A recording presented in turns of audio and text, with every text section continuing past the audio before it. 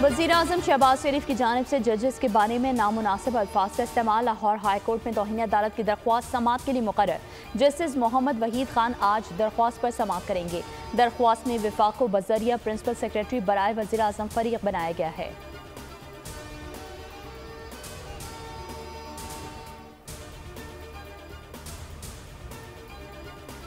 अमरीका में नई तारीख रकम, किसी साबिक सदर को पहली बार सजा। ट्रंप को हशमनी केस में सजा सुनाई गई। साबिक अमरीकी सदर ट्रंप को ज्यूरी ने कसूरवार करार दे दिया। ट्रंप पर पोर्न स्टार स्टॉर्मी डैनियल को रिश्वत देने का इल्जाम था। मुकदमे के 34 निकात पर उन्हें मुजरिम करार दिया गया।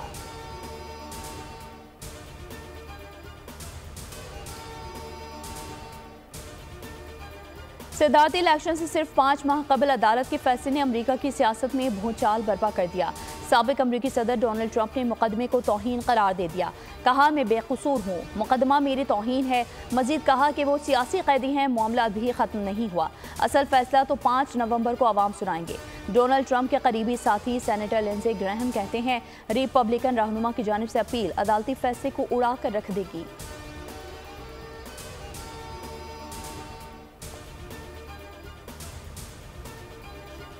हैदराबाद में एलपीजी गैस सिलेंडर की दुकान में खौफनाक धमाके, 52 अफराद झुलस गए। 3 बच्चे कराची मुंतकली के बाद दौरान इलाज चल बसे।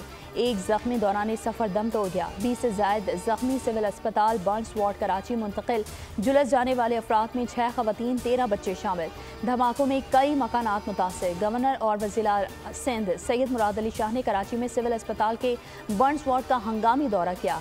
जख्मी मरीजों की अयादत की।